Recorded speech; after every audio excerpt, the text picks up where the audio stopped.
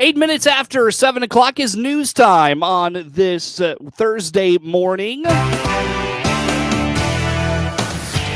Top of the morning from the newsroom of Regional Radio and DeWittDailyNews.com. I'm Seth Lawrence with this expanded local newscast streaming to Facebook and YouTube, brought to you by Peterson Insurance, your Pekin Insurance agent in Clinton, and news brought to you by Baum Chevrolet Buick in Clinton, your Silverado headquarters. A local history professional is celebrating this holiday season as she discovered a very valuable connection to one of the artifacts in her care. Joey Long is the director of the DeWitt County Museum and C.H. Moore Homestead, and recently discovered, thanks to a book given to her by a local resident, highlighting a Civil War relic she thought was in the museum. I love history, always have, but Civil War history has always been where my heart is. And, a lot of people in this town know that. And people are good and people are kind. And on more than one occasion, I've come home from running an errand or being on vacation or whatever, and will come home to find that someone has flung a Civil War book on my porch. So this past summer, we had been out on errands and came home. And once again, we came home to a book that had been placed on the porch. In this case, I do know who left that book for me. It was actually a dear friend of mine who had been helping a friend of hers clear out some of her deceased father's things. And a lot of these things were going in the garbage. And my friend, saw this book and thought, well, maybe Joey would enjoy this book. I'll just run it by. So she had done that. And I'm very grateful for that. Had it not been for this book, I wouldn't be relaying the story today. So the book was published in the 1960s or 1970s, and it was a book on Civil War relics. And so I sat there and paged through the book, and as I did, I came across a photograph of a Civil War relic. And I thought, well, we have one of those at the museum. So I went up to the museum, got in the case, pulled it out, and I thought, yeah, I think that this is a match. According to Long, she found an expert that could help her identify if the relic was authentic. She sent the requested things that he wanted, and after a while, she hadn't heard. However, she just this week did hear back and confirmed it is an authentic relic. Have been reproduced in some cases, or there were actually a few different men who were making similar objects. And so I needed to get the advice, the knowledge, the expertise, from an expert. So a couple of weeks ago, I had the opportunity to take the time and revisit this little project. And I searched on the internet for someone who might, be very knowledgeable in this case. And I came across a very high-end auction house, gallery house, whatever you want to call it, in Gettysburg that deals in Civil War relics.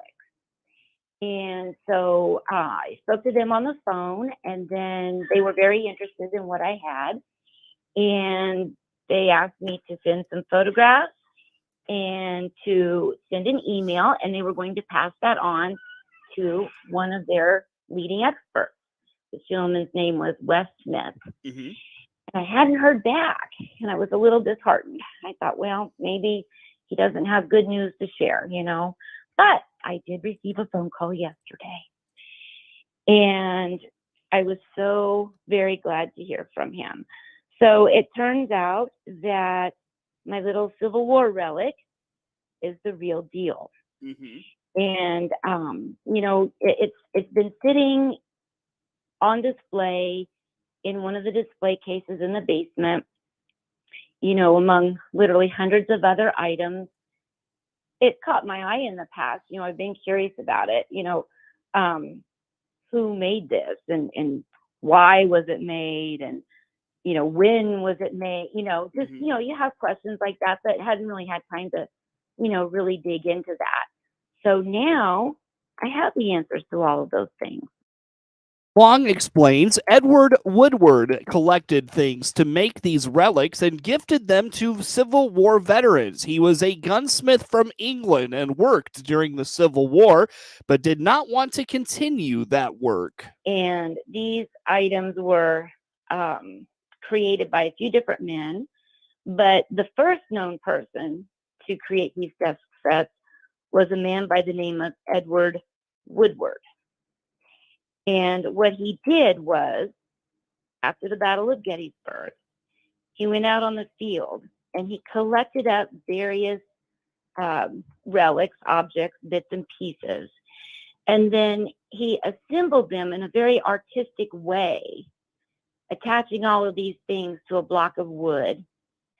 And then they were either given to soldiers who had fought at Gettysburg as mementos. And then later, Mr. Woodward actually sold them as souvenirs when people would come to visit Gettysburg, especially those Civil War veterans who fought at Gettysburg. Mm-hmm. So to tell you a little bit about Mr. Woodward was born in England in 1814. Mm-hmm. He and his father were both gunsmiths, and they came to America in the 1850s and ended up living in Baltimore. The Civil War is starting to brew, and you can imagine how valuable a skilled gunsmith would be to either side of that fence during a war. So Edward Woodward's associates were trying to persuade him to go south, where he would be appointed as the superintendent of a gun manufacturing plant. But his heart wasn't in it. In fact, his family still have the papers where he talked about or wrote about this incident. And his reply, this is a quote in his words, "I will never go against the flag that waved over me when I crossed the boundless sea to this land of liberty. On it, there is no rampant lion to devour nor unicorn to gore. Oh, may that flag forever wave until time shall be no more." Interesting. And in case you catch that rhymes, he was also a poet. Like, seriously, he was also a poet. Oh, wow. So that's, his love and respect for the American flag and the Union. The relics have unique shapes that are about the same as that of an eagle. Long indicates Woodward moved to Gettysburg with his wife, who became a nurse. When the war is starting, his age is 47, which, would be considered older, to take up a gun and go march off to war. Sure. And he had a wife. So what he did was he joined a Union Relief Association. These are groups that were formed to provide aid and relief to soldiers, their widows, their orphans, just doing whatever they could to help people through the war. And so what he was doing is he was caring for hospitalized Union soldiers. And then in July of 1863, you have the Battle of Gettysburg. And immediately after the Battle of Gettysburg, Woodward's wife went to Gettysburg for the sole purpose of being a nurse to those wounded soldiers. And then not long after that, he follows her to Gettysburg, doing the same. It ends up being his home for the rest of his life. So kind of interesting that this battle is what brought him there. And then he ends up living there to the end of his days. He opened a gunsmith shop there in Gettysburg after the war. And then also had this sideline of making these Civil War relic souvenirs. Well, they all look about the same.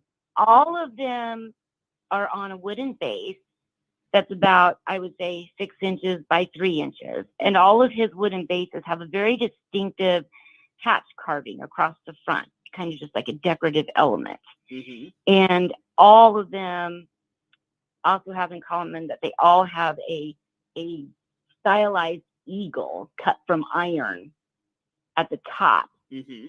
of little, I guess I would call it sculpture if you want to look at it as a piece of art, right? Long feels a sentimental value to relics like these, but she did come to learn they are worth several thousands of dollars.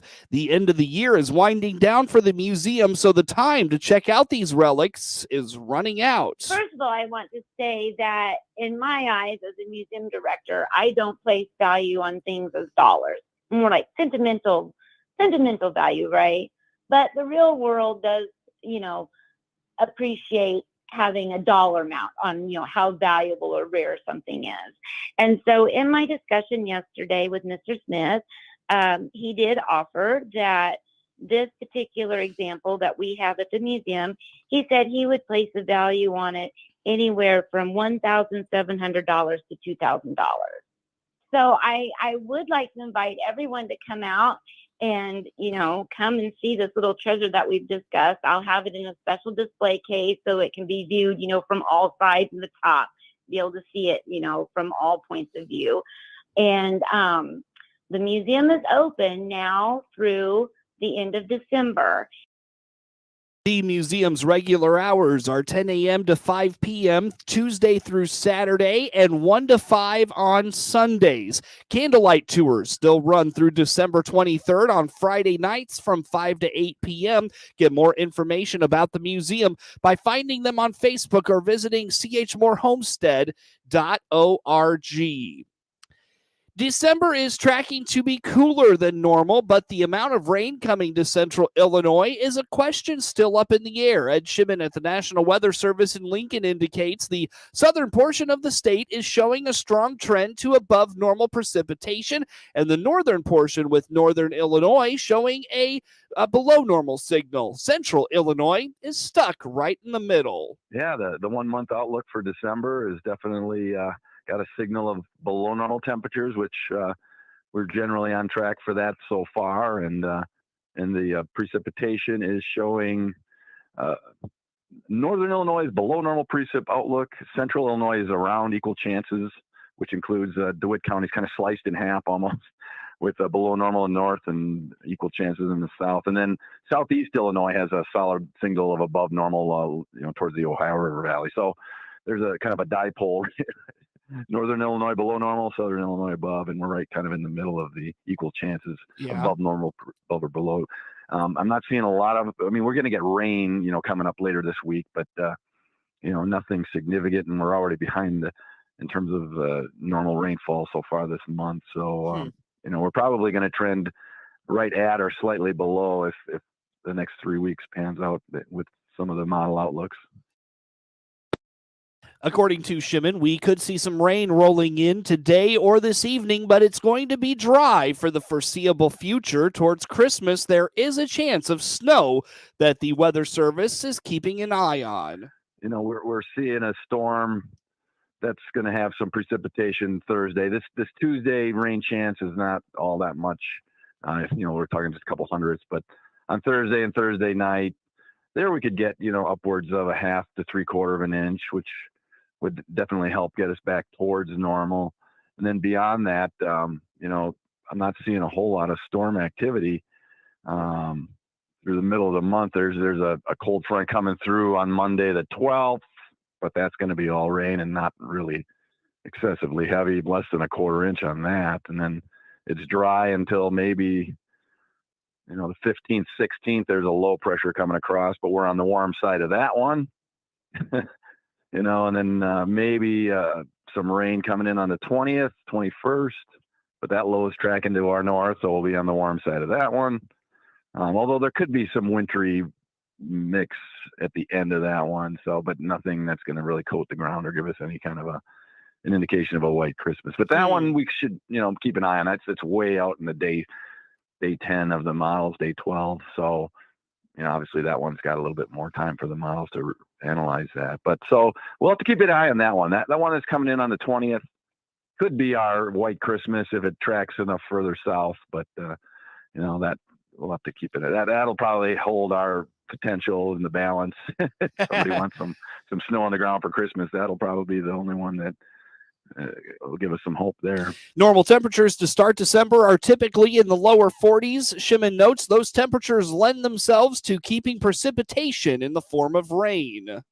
Yeah, at this point in the month, on the 5th of December, the average high is 43, average low 26. So, the signals that we're seeing with cooler air kind of dominating the upper Midwest and even the central Great Lakes here, I would say we're going to fall, more often than not in the below normal temperature range. By the middle of the month, normal highs are right around 39, 40. And by the end of the month, normal highs are 35, 36. So there always is an ebb and a flow between the low pressure systems. Warm air gets drawn in as the low pressure approaches. And since we're having rain a few more times, we'll probably, be right around the normal marks on some of those rainy days. And then following those, maybe dip below normal. After the precip is gone, then we'll cool off and be a little bit below normal in general. But it just doesn't look like we're going to have a real strong warm spell at any point here, but it's going to be just warm enough for most of those weather systems to be rain. Shimon adds there are very few chances to get those temperatures back to above normal, at least through the first few weeks of December. It's 25 minutes after 7 o'clock here on this Thursday. Plenty more to get to coming your way on the WHOW Morning Show. Are you a friend of agriculture? This is Scott Baum from Baum Chevrolet Buick in Clinton. We're giving a $500 Friends of Ag discount to anyone that orders a new Chevrolet or Buick to be built just for you this month. Are you a friend of ag? You are if you're a member of any ag organization, employed by any ag-related business, including research, inputs, manufacturing, sales, and marketing, and of course, ag education. Come in, order yours today. BaumChevyBuick.com. Right from the start. 25 minutes after the hour here this morning. Again, I'm Seth Lawrence with you folks today for this expanded local newscast brought to you by, Baum Chevrolet Buick in Clinton, your Silverado headquarters, and the morning show streams to Facebook and YouTube, brought to you by Peterson Insurance, your Pekin Insurance agent in Clinton. Governor J.B. Pritzker is urging quick passage of the latest proposed ban on assault weapons. The measure bans assault weapons, high-capacity magazines, and rapid-fire devices and raises the age to get a FOID card from 18 to 21. The governor wants lawmakers to get it done. Whether it happens during the lame duck session, which I know is the expectation, or it happens during regular session is, it's important that we do it as fast as possible. There's no doubt. But I just want to be clear that our aim is to get it done in the first half of the year. The gun advocates argue the proposal is unconstitutional, and the Governor Pritzker anticipates a legal challenge. My expectation is that there will be lawsuits because once it's passed, the people who oppose it, that's really all that's left for them is to take it to court. They want to slow it down. They want to end it if they can, find a friendly judge. The bill's sponsor is pushing to pass the ban when lawmakers return to Springfield the first week of January. Governor J.B. Pritzker is celebrating the opening of the first social equity marijuana dispensary. The state has awarded 192 conditional adult use cannabis dispensary licenses as part of the social equity program, and 3 of those are now fully licensed. First to open was Ivy Hall in Chicago. Governor J.B. Pritzker says the state is committed to ensuring minorities have a place in the thriving industry. Illinois has the most accessible and equitable cannabis industry in the nation, even with its hiccups or legal obstacles. Co-founder Nigel Dandridge. We're pleased to represent the early stages of a much broader movement toward an equitable cannabis landscape that's gaining momentum from coast to coast, as well as within conversations surrounding cannabis policy at the highest levels of government. Officials say they hope to see the rest of the social equity applicants that have received a conditional license become fully licensed in the coming months. Residential natural gas leaks can lead to deadly situations, and Ameren, Illinois is urging customers, if they smell gas, run fast. Jake DeWitt, public awareness supervisor for Ameren, says the biggest concern for folks who detect the rotten egg smell of gas is static electricity. Our big concern is static electricity. Any type of a spark or static charge can create that ignition source. And if we do have a gas leak that's in that hazardous level, then that's our primary concern. So we just ask folks, don't touch anything. Just get out, get to a safe location, and call us and call 911 and get everybody coming to help out. Our first priority is keeping everybody safe. So we don't charge for anything. Our normal response time is our average response time, I should say, is about 22 minutes. So we really try to push that hey, we're not going to charge you. We want to get there as quickly and safely as we can. We're going to get there right away, and we're going to go through everything, and we're going to figure out what the source of the leak is. Then we're going to shut that leak down, and we're going to fix it. We're going to, direct you to the right people to get that taken care of. But yeah, we're not going to charge to come out and check anything. That's our biggest thing that we want to get out to everybody is not charging. DeWitt says to call Ameren after you've gotten to safety. He urges customers to not go back in until Ameren has cleared the home. Coverage of news brought to you by Baum Chevrolet Buick in Clinton, your Silverado headquarters. We stream to Facebook and YouTube, brought to you by Peterson Insurance, your Pekin Insurance agent in Clinton. Special report.